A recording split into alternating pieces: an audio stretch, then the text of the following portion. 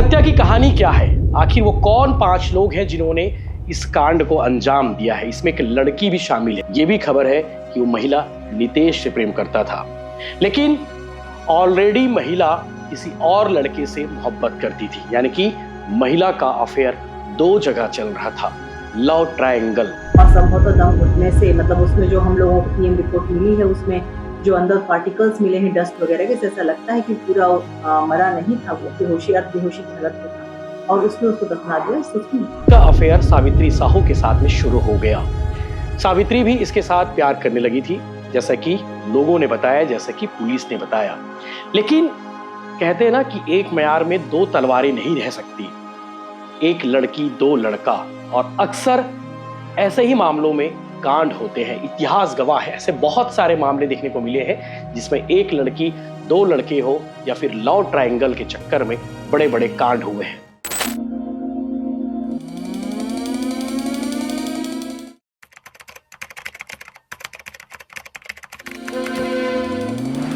नमस्कार, जय जोहार, जय छत्तीसगढ़। मैं यशवंत साहू और आप दिखना शुरू कर चुके हैं भिलाई टाइम्स। और कैसे पाकिस्तान मूल के रहने वाले एक युवक की राजधानी रायपुर में हत्या कर दी गई। उसे जिंदा दफना दिया गया था, अधमरा था और मरने के लिए उसे छोड़ दिए थे। वारदात में शामिल लड़कों को यह लगा था कि इसकी मौत हो चुकी है और इसीलिए मिट्टी में उसे दफना दिए। उसका एक पैर और एक हाथ बाहर निकला हुआ था। गांव वालों ने देखा कि यहां पर कोई लाश है। पुलिस को इन्फॉर्म किया गया। पुलिस की टीम मौके पर पहुंची और जब शिनाख्त हुई, जांच की, तो पता चला कि पाकिस्तान मूल के रहने वाले नितेश बत्रा है, जो पिछले 2018 सितंबर से छत्तीसगढ़ में वीजा के साथ रह रहा था। इसका वीजा एक्सटेंशन लगातार हो रहा था और अक्टूबर 2025 में इसकी वीजा की अवधि बढ़ाने के लिए इसने आवेदन किया था। अवधि तो बढ़ी नहीं, लेकिन इसकी हत्या हो गई।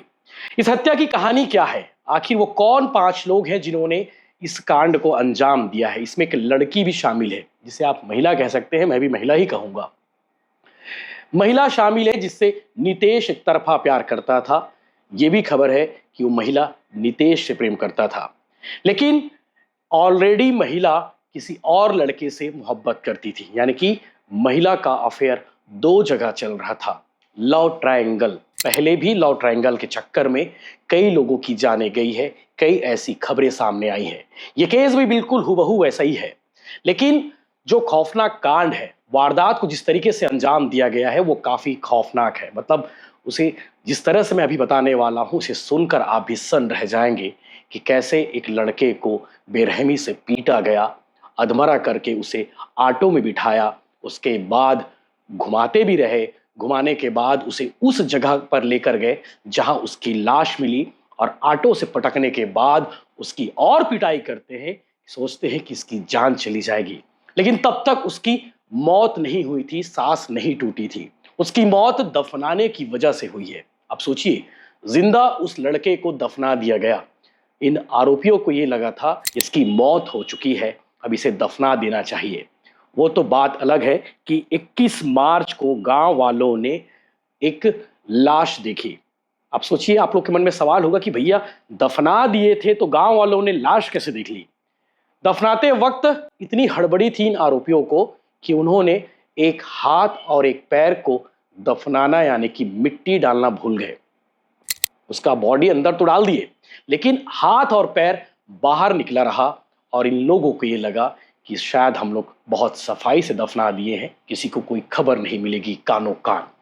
घटना 16 मार्च की है और 21 मार्च को इसकी डेड बॉडी मिलती है और आज रायपुर पुलिस ने इस मामले का खुलासा किया है। आईपीएस श्वेता सिन्हा इस पूरे हत्याकांड की आज प्रेस कॉन्फ्रेंस की है, जिसमें उन्होंने बताया है कि 5 आरोपियों को गिरफ्तार किया गया है, जिसमें 2 आरोपी विधि से संघर्ष यानी कि 18 साल से कम उम्र के हैं, जो इस हत्याकांड में शामिल थे।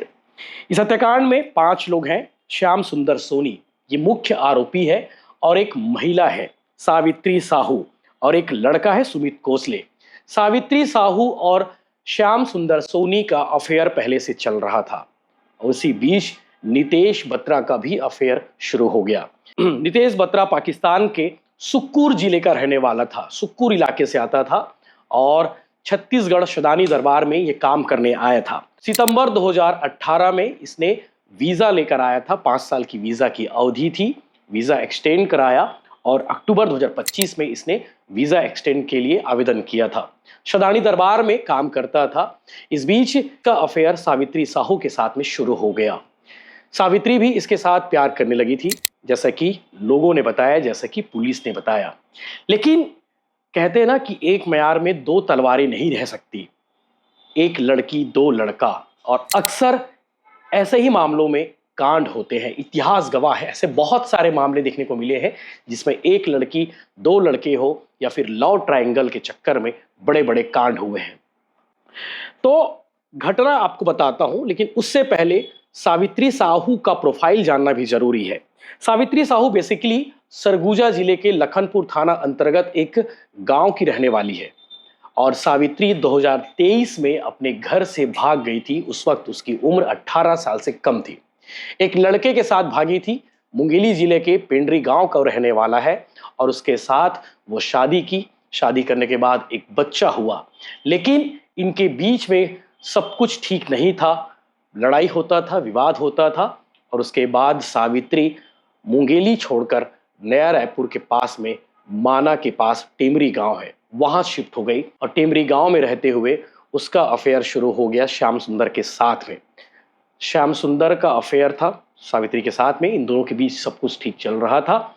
सावित्री पेट्रोल पंप में भी काम करती थी और इस बीच इसकी मुलाकात हुई नितेश बत्रा से। नितेश की उम्र 29 साल थी। दयाराम बत्रा इसके पिता का नाम है। तो नितेश और सावित्री के बीच में अफेयर शुरू हो गई। श्याम सुंदर सोनी को इसकी जानकारी मिली और जब भी श्याम सुंदर सावित्री से पूछता कि तुम्हारा इसके साथ में अफेयर है क्या, तुम इसके साथ क्यों मिलती हो, तुम क्यों बात करती हो, इस बात को लेकर इन दोनों के बीच में कई बार विवाद भी हुई। और 16 मार्च को अचानक श्याम सुंदर सोनी नितेश बत्रा को सावित्री के घर में देख लिया। सावित्री से उसने पूछा कि सावित्री ये सब क्या चल रहा है। सावित्री ने कहा कि मैं इससे प्यार नहीं करती, कोई प्रेम नहीं है, ये मुझे परेशान कर रहा है। सोचिए, लड़की का टोन यहाँ पर बदल गया।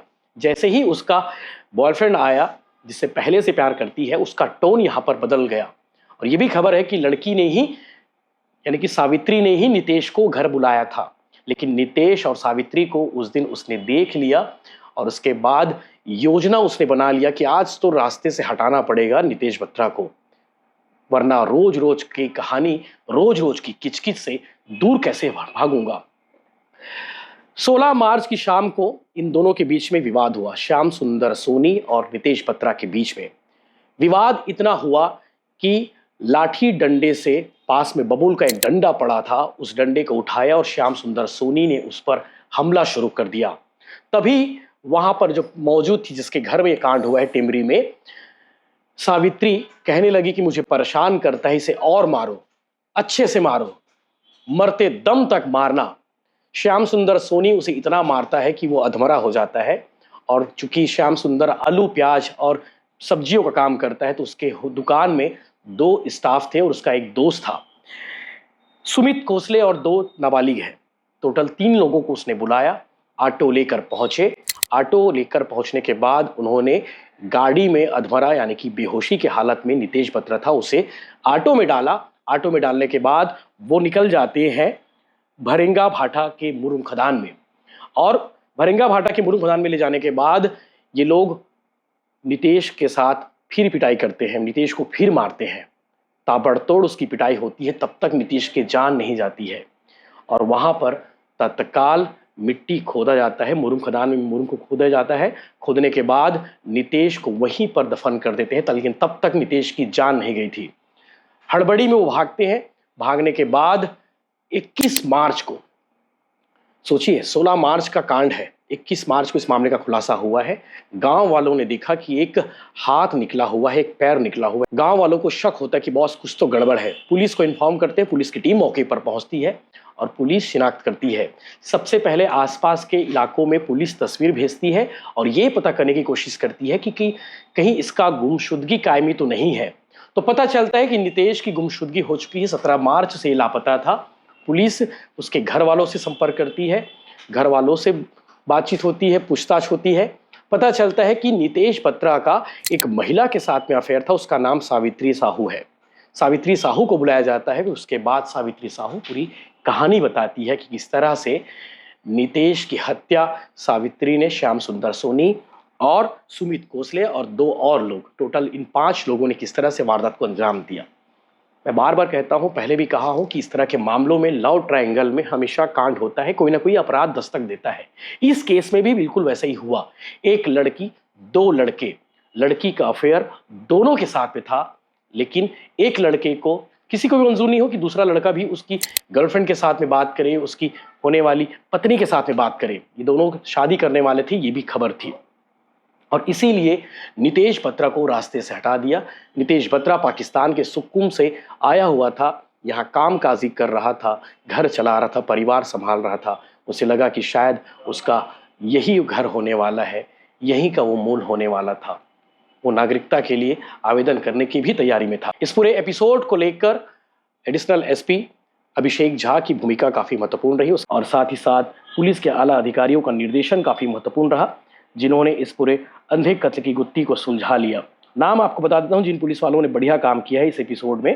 टीआई सत्येंद्र सिंह, थाना प्रभारी अभनपुर, और साथ ही साथ क्राइम ब्रांच के प्रभारी निरीक्षक सचिन सिंह, एसआई मंगलेश्वर सिंह परिहार, गुरुदयाल सिंह, जयसवंत सोनी, महेंद्र राजपूत, बसंती मौर्य, गौरीशंकर साहू, राकेश सोनी, टीकम साहू, अमित वर्मा, बबीता देवांगन, और अभनपुर से बीके सोम, और साथ ही साथ राजकुमार साहू, आर सुधाकर तिर्की, अविनाश कुसरिया और प्रतिमा वर्मा। इन सब की भूमिका महत्वपूर्ण रही। आगे आप सुनेंगे आईपीएस श्वेता सिन्हा इस एपिसोड को लेकर क्या कह रही हैं। मैं फिर से कहना चाहूंगा, ऐसी घटनाओं से, ऐसी खबरों से आप लोगों को सबक लेना चाहिए। का जो प्रकरण था, जो जमीन में दफन लाश मिली थी नितेश बत्रा की, उसमें उस पर विवेचना होकर के अपराधियों को गिरफ्तार किया गया है।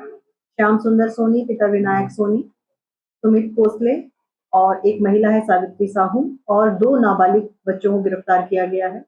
ये त्रिकोणीय प्रेम प्रसंग का मामला था जिसमें हत्या हुई है। ये सावित्री साहू महिला के साथ इन दोनों का प्रेम प्रसंग था। उस पर ये झगड़ा हुआ, इसने बुलाया और रात को इसने बुलाकर उसको मारा। उसके बाद मारने के बाद इसको ऑटो से ले गए हैं और इन लोगों ने वहां पे जगह देख करके, इसमें एक अभी आरोपी फरार है जिसमें शामिल है, और जगह देख के इन लोगों ने इसको, जब बेहोश था, बेहोशी की हालत में इन्होंने उसको दफन कर दिया है।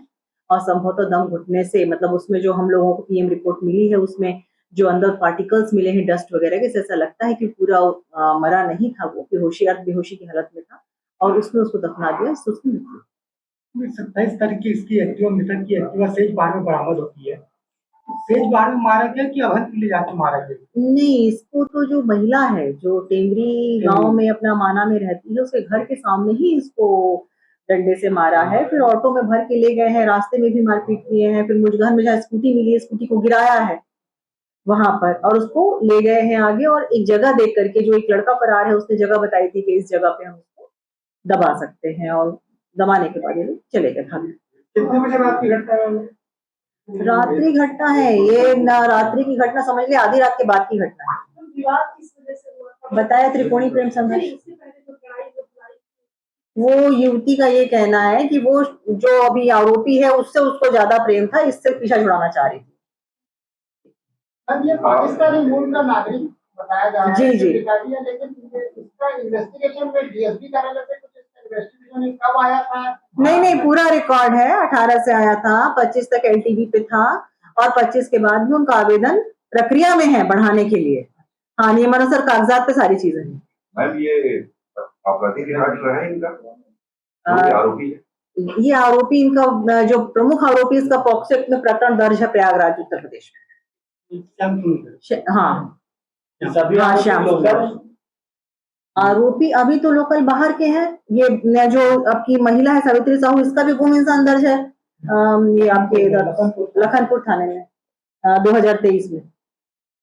हाँ, वहां से गुम इंसान है ये, के साथ आई थी, इसकी शादी हुई, फिर उस लड़के से इसका अलगाव हो गया, एक बच्चा भी है इसका। तो उससे अलगाव होने के बाद ये फिर यहाँ पर रह के काम कर रही थी। इसका फिर इसकी जान पहचान नितेश बत्रा से हुई, फिर ये श्याम सुंदर से जान पहचान हुई। इस तरह से ये जो क्रम चला। यूपी में जिसके खिलाफ एफआईआर है, क्या वो फरार हो गए थे यूपी से? नहीं, इन्होंने अपने ये नाबालिग लड़की से इन्होंने अपने रिश्ते में विवाह किया था, उस चक्कर में इनके ऊपर अपराध पंजीबद्ध है, और ये परिवार से अपना बाहर आ गए थे। अपराध पंजीबद्ध है।